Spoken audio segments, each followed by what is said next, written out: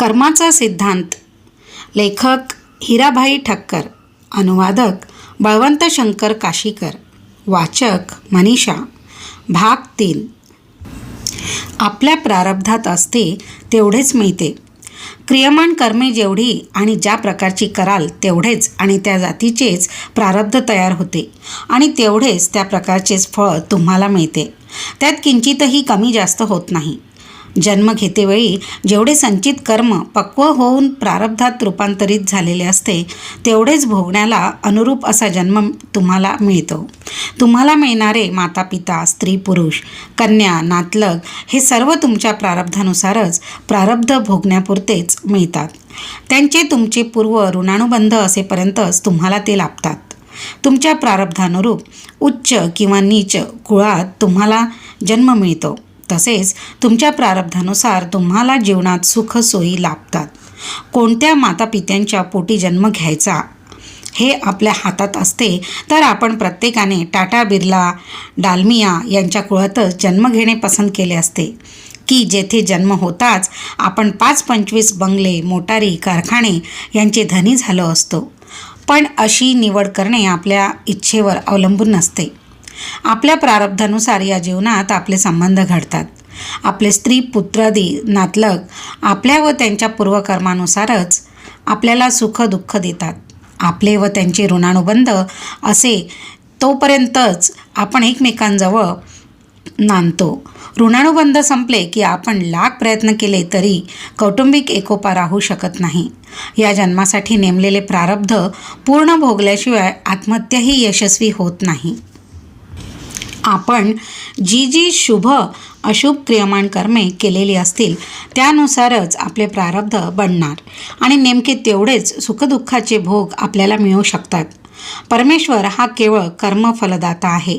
त्याचेही हातात आपल्याला कमी जास्त देण्यात बांधलेले आहेत. तुष्टोदपि राजा यदि सेवकेभ्यो भाग्यत परम नैव ददाति किंचित अहर्निशं वर्षति वरी वाह तथापि पत्र त्रितया पलाशः. राजा आपल्या एखाद्या नोकरावर कितीही खुश झाला तरी नोकराच्या भाग्यात म्हणजेच प्रारब्धात असेल त्याहून काहीही अधिक देण्याची राजाला बुद्धीच होणार नाही आणि यदा कदाचित झालीच तर नोकराला ती जादा देणगी या ना त्या कारणाने भोगता येणार नाही. हातातूनही ती देणगी सटकून जाईल. सतत वर्षभर 24 तास पाऊस पडला तरी पळसाच्या झाडाला त्रिदळच म्हणजे 3 पानेच फुटणार. तेथे चौथे पान उगवणारच नाही.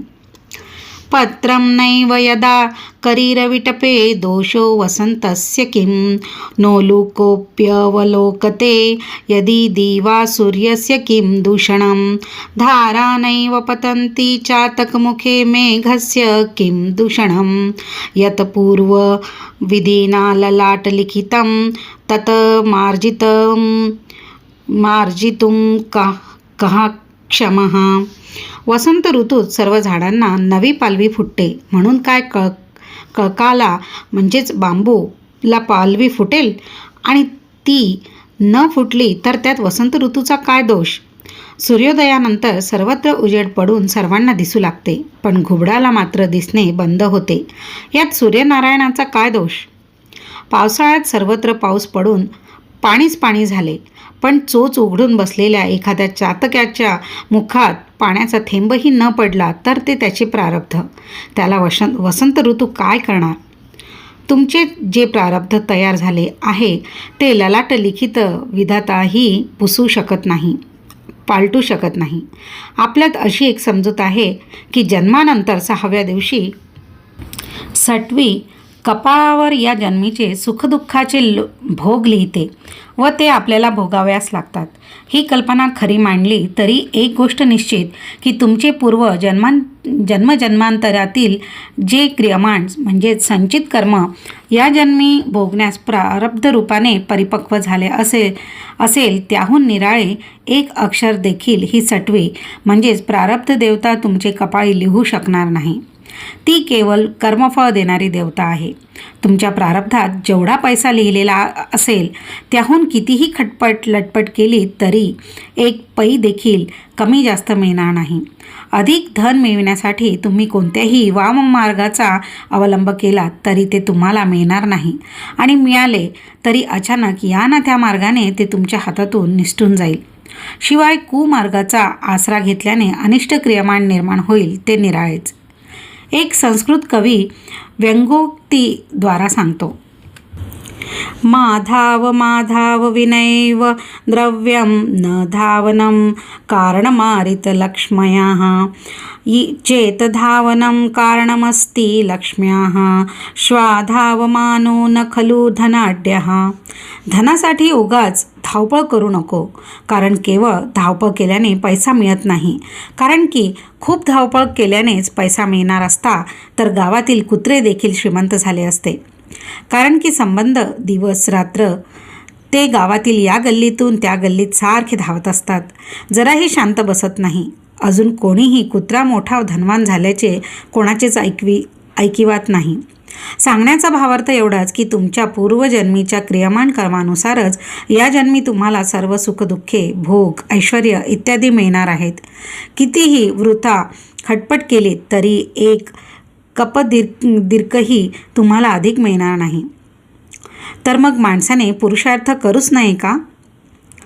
कर्मसिद्धांताच्या संदर्भात पुरुषार्थाचे स्थान बरोबर न समजल्याने कित्येक कट्टर प्रारब्धवादी असे मानतात की माणसाला कोणतेही पुरुषार्थ करण्याची गरजच नाही. जे प्रारब्धात असेल तेच घडणार. परीक्षेत पास होण्याचे प्रारब्ध असेल तर आपण पास होणारच, व नसेल तर कितीही अभ्यास केला तरी तो व्यर्थ होय. म्हणून अभ्यास करण्याची काहीही आवश्यकता नाही असा विचार करून ते सर्व प्रारब्धावर सोडून देतात. असेल हरी तर देईल खाटल्यावरी असे म्हणून स्वस्थ बसतात. असाच एक कट्टर प्रारब्धवादी संस्कृतचा अभ्यास करीत होता. संस्कृत तर त्याला समजेना, पण आपण ज्ञानी झालो असे दुसऱ्या विद्यार्थ्यांना मोडक्या तोडक्या संस्कृतमध्ये तो सांगू लागला. पठनव्यं सौमी मर्तव्यं न पठनव्यं तथापि मर्तव्यं तोपिच्छे कायकु माता कुटकर्तव्यं. असल्या मूर्ख प्रारब्धवाद्यांना पुरुषार्थाचा अर्थ समजलेला नसतो. प्रारब्धात असते तेवढेच मिळते, तेच घडते ही गोष्ट निर्विवाद सत्य. पण प्रारब्ध व पुरुषार्थ यातील सीमारेखा नेमकी कोठे याचा माणसाने विवेकपूर्ण विचार केला पाहिजे. नोकरी मिळणे प्रारब्ध, पण नोकरीत व्यवस्थित काम करून ती टिकविणे, बढती मिळविणे हा पुरुषार्थ आहे. पैसा मिळणे हे प्रारब्ध, पण मिळालेल्या पैशाचा योग्य विनियोग करणे हा पुरुषार्थ. स्त्री पुत्राधिक मिळणे हे प्रारब्ध, पण असेल त्या परिस्थितीत संसार नेटका करण्याचा प्रयत्न करणे हा पुरुषार्थ. पैसा कमी अधिक मिळणे हे प्रारब्ध, पण मिळालेल्या पैशाचा विचारपूर्वक सन्मार्गात विनियोग करणे हा पुरुषार्थ. धन खूप मिळाले तरच आपण सुखी होतो ही कल्पना बरोबर नाही. अधर्माने मिळविलेला पैसा हा शेवटी अनर्थकारकच होतो. वाममार्गाने मिळविलेल्या पैशाने इतरांना तो माणूस भले वैभवात असलेला वाटो, पण तो मनातून कधीच सुखी संतुष्ट नसतो. त्याला आंतरिक शांती, समाधान कधीच मिळत नाही. वाईट मार्गाने पैसा मिळविलेल्या माणसाची मुले बहुधा उधळी, व्यसनी निपजतात. बीज तैसी फळे. पैसा असेल तर माणसाने त्या परिस्थितीचा लाभ घेऊन त्याचा विनियोग धर्ममार्गाकडे, समाजा उपयोगी कार्याकडे करून आत्मकल्याण साधणे हा त्याचा खरा पुरुषार्थ आहे. प्रारब्धवश आर्थिक स्थिती हालाकीची असेल तर त्या परिस्थितीत सुद्धा मनाची शांती डळमळून न देता समाधानाने वागून आत्मोन्नती साधणे यात त्याचा खरा पुरुषार्थ आहे. कोणाचेही शिवाशाप न घेता, थोड्याशा लाभासाठी हलकट माणसांची हांजी न करता सत्सद विवेकबुद्धीने वागून प्रारब्धामुळे जे प्राप्त झाले आहे ते आपल्या लायकीपेक्षा अधिक आहे अशी मनोभावना ठेवून संतोषपूर्वक समाधानी जीवन व्यतीत करणे हा खरा पुरुषार्थ आहे. अकृत्वा परसंतापम अगत्वा खलनम्रताम अक्लशचित्वाय आत्मान यत् स्वल्पमपि तद्बहु. प्रारब्धावर केव्हा विसंबवावे, पुरुषार्थ केव्हा करावा. माणसाला आयुष्यात अनेक वस्तू प्राप्त करण्याची इच्छा होते. धन, स्त्री, पुत्राधिक, बंगला, मोटार, कीर्ती, दान, ध्यान, मोक्ष, धर्म इत्यादी अनेक कामना तो उराशी बाळगून असतो. जीवनातल्या अशा सर्व प्रकारच्या इच्छांचे आपल्या शास्त्रकारांनी जे 4 भाग पाडलेले आहेत ते असे: धर्म, अर्थ, काम आणि मोक्ष. या 4 गोष्टी माणसाने जीवनात मिळविल्या पाहिजेत. धर्माचे आचरण करून माणसाने अर्थ प्राप्त करावा. धर्माने मिळविलेला अर्थ म्हणजेच पैसा हा शेवटी अर्थकारकच असतो.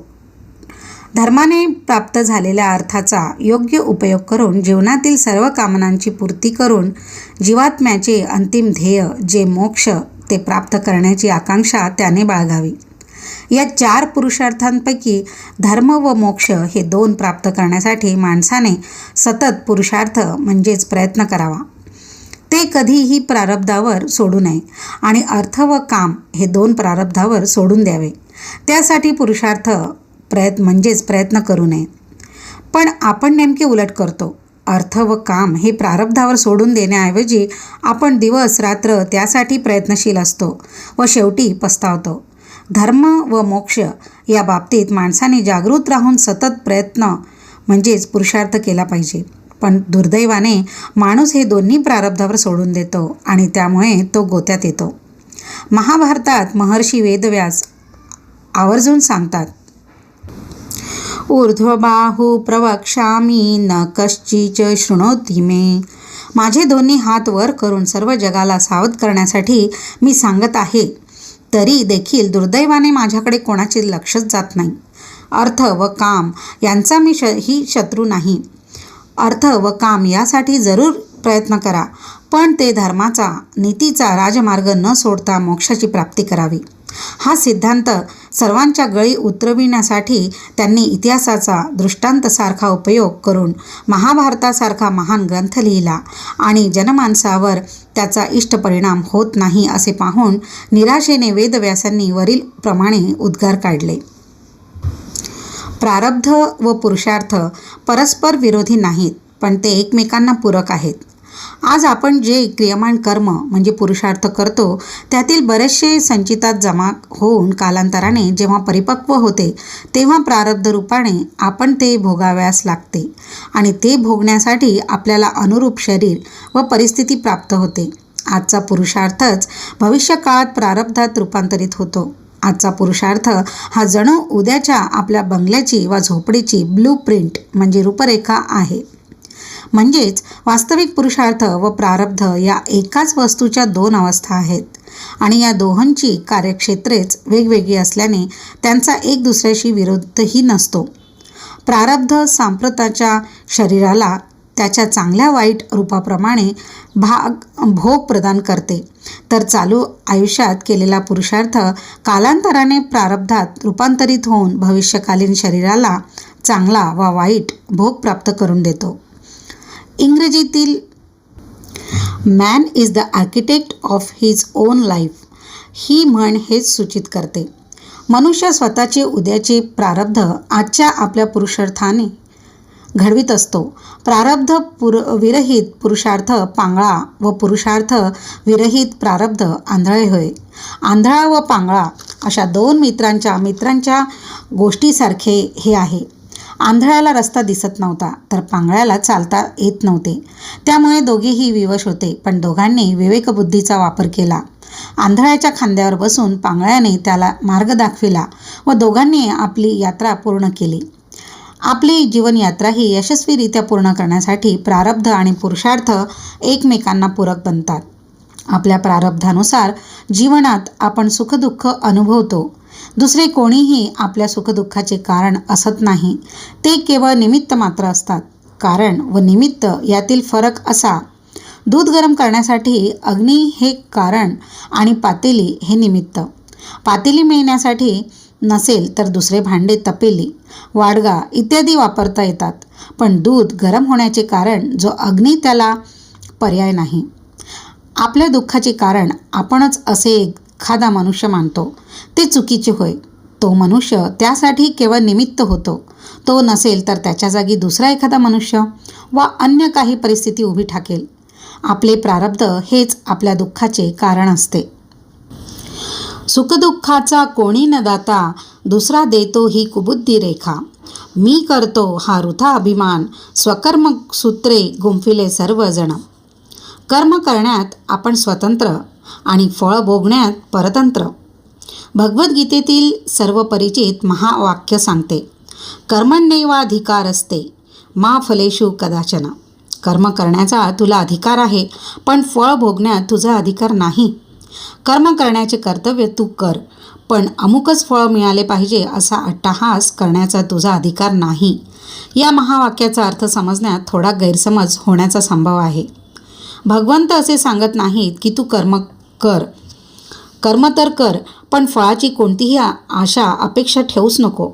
एखाद्याने महिनाभर प्रामाणिकपणे मन लावून नोकरी केल्यावर महिना अखेर तू पगाराची अपेक्षा ठेवू नकोस, पगार घेऊ नकोस असे सांगण्यासारखे हे होईल. हमालाने स्टेशनावर तुमचे सामान उचलून गाडीत ठेवल्यावर जर तुम्ही त्याला सांगितलेत की भगवद्गीतेत असे सांगितले आहे की सामान उचलून वाहण्याची मेहनत करण्याचा तुझा अधिकार आहे, त्याचे फळ किंवा मजुरी तू मात्र मागू नकोस, तो तुझा अधिकार नाही, तर तो तुम्हाला ठणकावून सांगेल की माझ्या मेहनतीचा योग्य मोबदला तुम्हाला दिलाच पाहिजे. गीतेचे ज्ञान तुम्ही तुमच्या जवळ ठेवा, मला माझी मजुरी द्या. कर्म केले की काही ना काही फळ मिळणारच.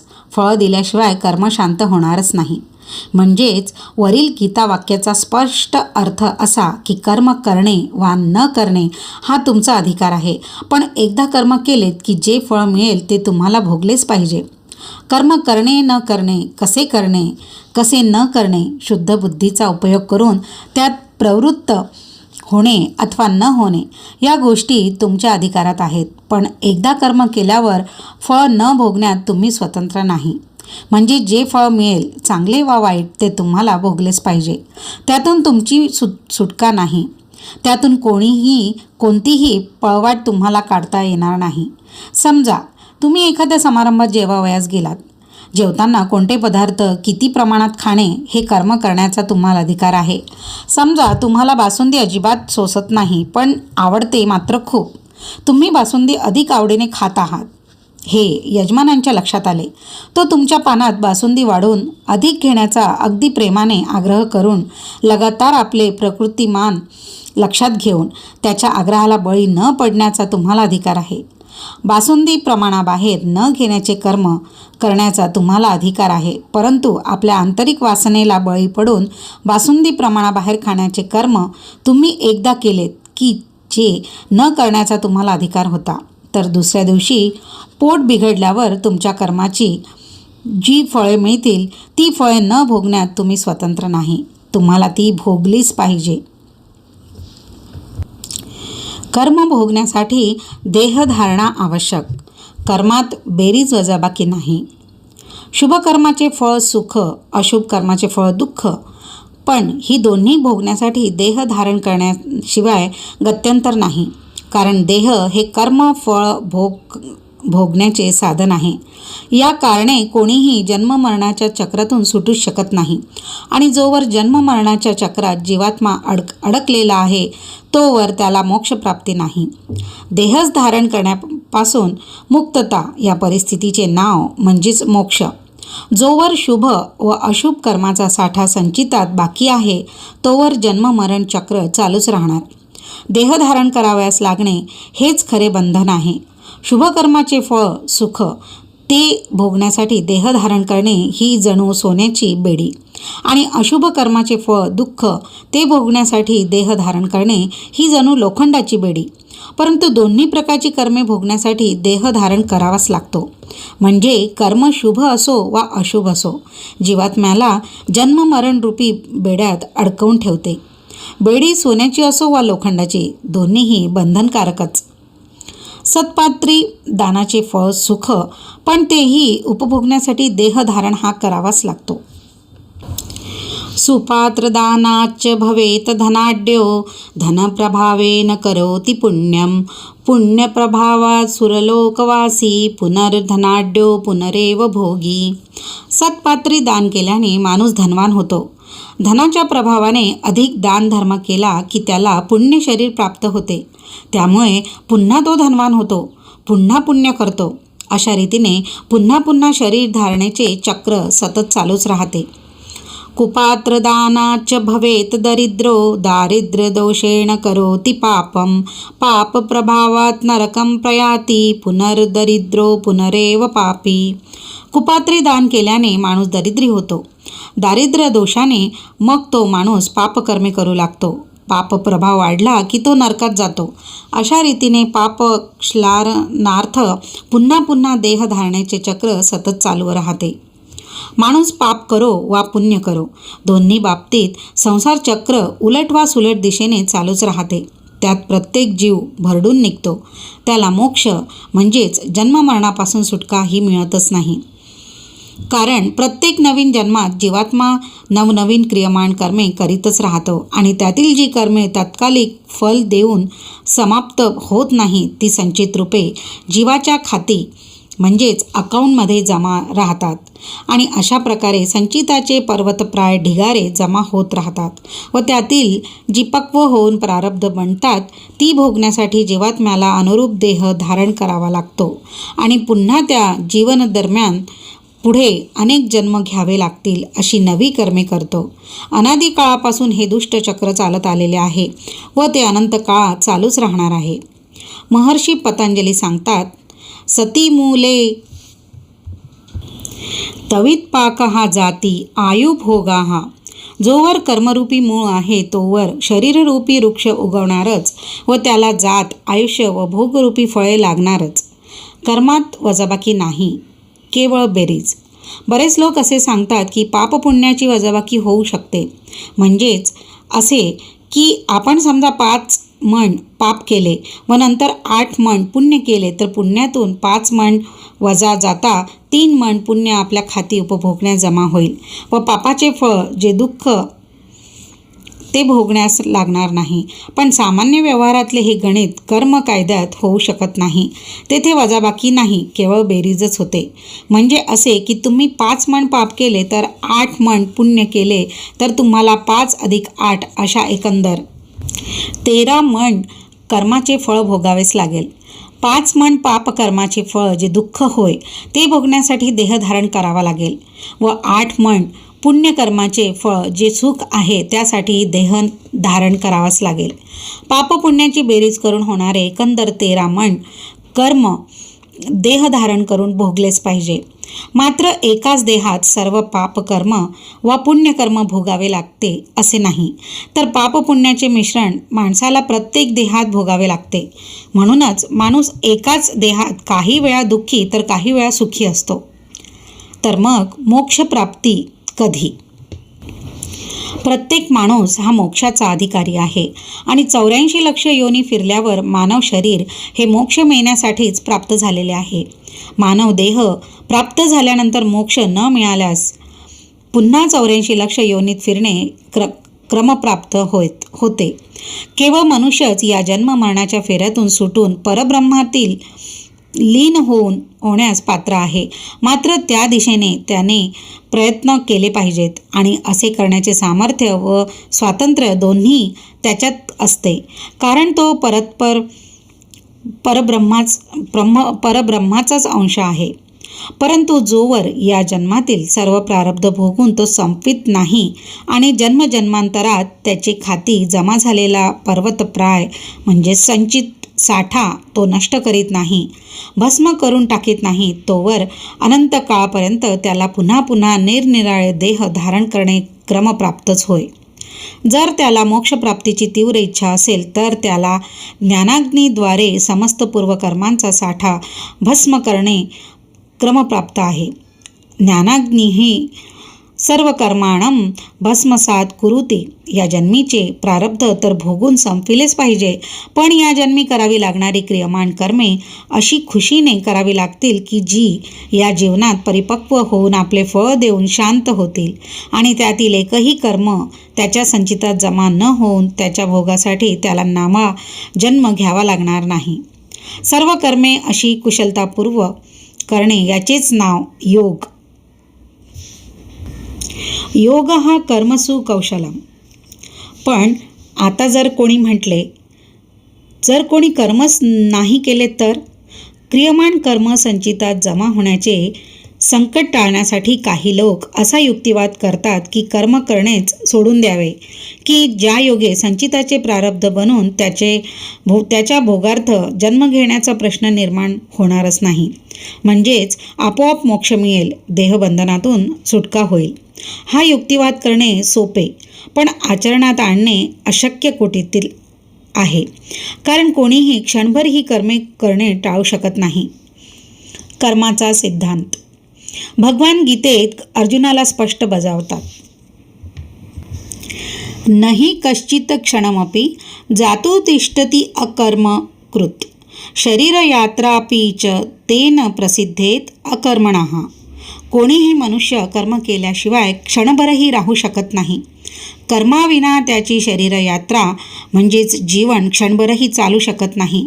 खाणे, पिणे, उठणे, बसणे, झोपणे, चालणे इतकेच काय, श्वासोच्छवास करणे या क्रिया देखील कर्मेच होत.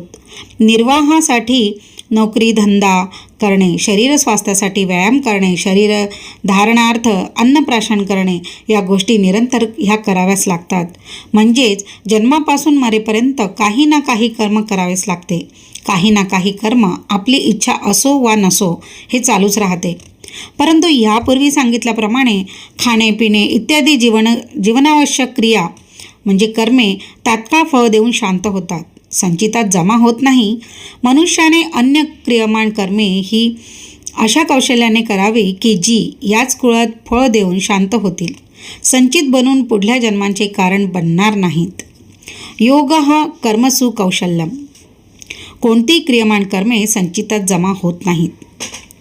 बाल्यावस्थेत केलेली कर्मे, अजाणतेपणी घडलेली कर्मे, मनुष्येतर योनीत केलेली कर्मे, कर्तृत्वाभिमान रहित कर्मे, ज्यात मी करतो हा अभिमान नाही, समष्टीच्या म्हणजे सर्व लोकांच्या हितार्थ निष्काम भावनेने केलेली कर्मे, निष्काम भावनेने फलेच्या विरहित केलेली कर्मे, ही सर्व केलेली क्रियमान कर्मे संचितात जमा होत नाहीत.